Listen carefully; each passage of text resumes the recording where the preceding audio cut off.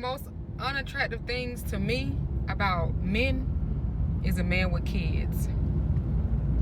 Okay, it is not attractive. So story time on how a man with kids duped me for the last 9 months, even proposed, and I just found out the real truth yesterday. Now, no shade to the men with kids, because I'm sure y'all did whatever y'all needed to do at the time that y'all did it with whoever y'all did it with. But for me, somebody with no kids, it's a complete turnoff when somebody with kids, especially kids under 18 or needy adult kids, try to get at me.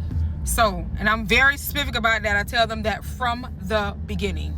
Now, last April, before I went to Tijuana to have my fibroid removal surgery, I had went to a basketball game, a Orlando Magic basketball game here in Orlando. And everybody know that when you go to places that men conglomerate, you're going to possibly meet a man. So sporting events, basketball games, football games, all of that, I'm for that. Plus I love sports anyway. So I'm at the game, and it's during one of those breaks, I think it was halftime, and where everybody is walking through the lobby, going to get their food, going to the bathroom, whatever the case is, before the next half start. So I'm walking through. I got my little outfit on, my little wig with the bang, little long black wig with it. So I looked like real plain and homely, but I was still cute. So as I'm walking through, it was this, guys was trying to, they was giving the eye. A lot of guys don't have the gall to approach women, but this one guy, handsome guy, bald head guy, I was like, oh God, I saw him. And he saw me. And so he's walking with another guy. Full conversation. So I'm walking by. I got a little smirk, a little smile on my face. And his head do like this. While he's in the middle of a sentence, he couldn't stop watching me. So I said, hey. And so right then and there, he stopped talking to whoever he was talking to, doubled back and turned around and came where I was. So of course, I'm thinking like, what's going on here? So I'm like, okay, I turned that feminine energy on real quick. And he came up next to me and said, how you doing? I said, I'm doing good. He was like, are you enjoying the game? I'm like, yes, I am. And he was like, who you going for? And I'm like, well, since I'm living in Orlando and I got on, kind of a bluish kind of outfit, I guess I'm going for the Magic. So he was like, okay. So he told me what his name was. I said, nice to meet you. He said that he was down in the area for a family reunion. And he had wanted to know if he could take me out to get some lunch the next day.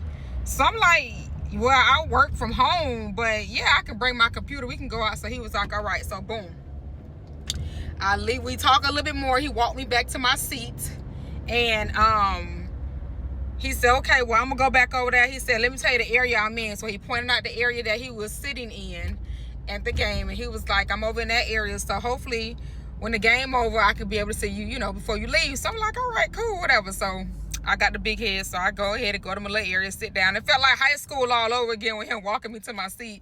You know what I'm saying? So now, while I'm at my seat, we had already exchanged numbers. I forgot to tell y'all that. We had already exchanged numbers. How else he gonna take me out?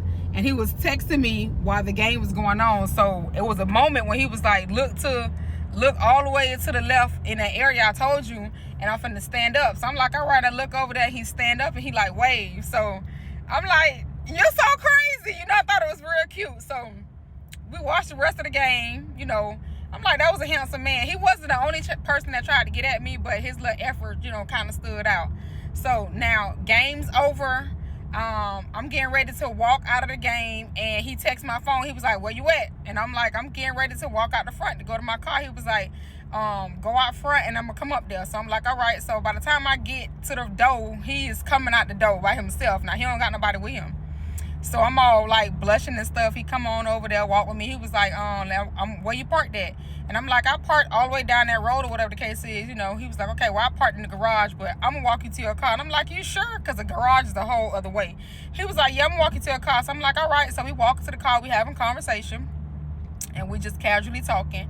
And then he was like, what type of food I like and all that stuff. And I'm like, well, I'm vegan, so you know how that go. And he was like, all right, well, I'm gonna do a little research.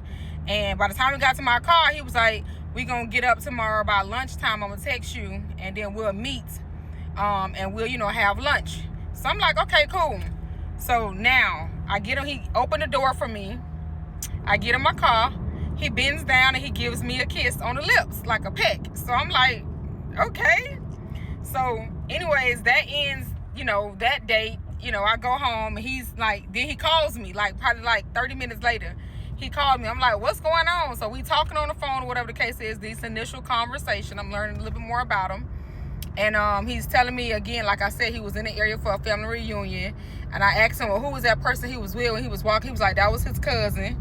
Then I asked him, what does he do? He told me he was a truck driver and that, you know, he lives all the way in Texas. So I'm like, wow. I'm like, okay, well, you know, in my mind, I'm like, how this gonna work? Because I don't really do long distance stuff. So he was like, but trust me, I'm good. We good. So I'm like, all right.